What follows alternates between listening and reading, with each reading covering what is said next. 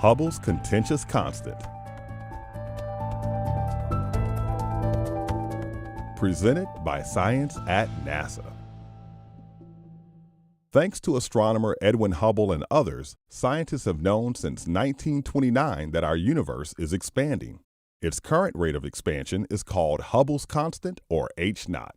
There are two leading ways to measure h-naught, and for 15 years, they more or less agreed with one another. Not anymore, and that's a big deal. Here's why. In the standard model of cosmology, h-naught is a crucial ingredient, right up there with the speed of light. H-naught factors into everything we know about the universe: how old it is, how big it is, what it's made of. If h-naught is tweaked, we get a different age of the universe, different relative amounts of matter, dark energy, and so on. Unlike the speed of light, however, scientists can't measure h-naught in the laboratory. Instead, h-naught has to be inferred from observations of the universe. One way scientists have measured h-naught is to use observations of type 1a supernovae combined with their host galaxy's redshifts. Each 1a supernova releases roughly the same amount of light when it explodes. Measuring the amount of light we receive from a 1a supernova tells us its distance. Measuring an object's redshift, or its increase in wavelength, tells us how fast that object is moving away from Earth. Researchers use many 1a supernovae as distance markers, measuring objects in our local universe, then moving out to get a measurement of the universe's rate of expansion. The other h-naught measurement technique looks at the cosmic microwave background, or CMB, the afterglow from the Big Bang itself. The early universe was hot and dense. Light couldn't travel freely through space. As the universe cooled, the photons were released. This radiation left an imprint, providing insights into the composition of the universe at that time.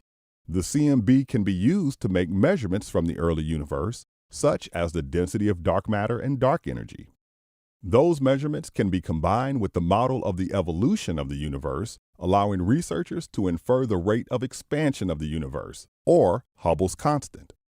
As these two camps have improved their abilities to measure h-naught, it has become clear that they disagree.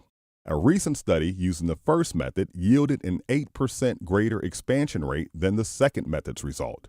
Now scientists are asking, are we missing something? Wendy Friedman, Sullivan Professor of Astronomy and Astrophysics at the University of Chicago, says, "It could be that we don't understand the uncertainties well enough to know why these two methods differ."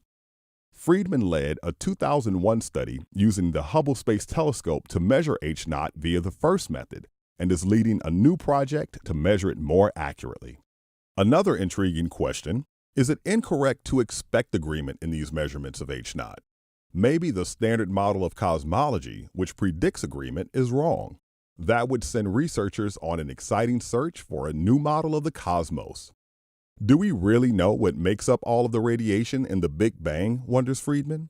Is there a new kind of particle we aren't accounting for? Or are dark energies or dark matter's properties changing over time? Over the next few years, researchers like Friedman will be trying to poke holes in how each method conducts its analysis before possibly invoking a revised model of cosmology. For more mind-expanding news about the cosmos, stay tuned to science.nasa.gov.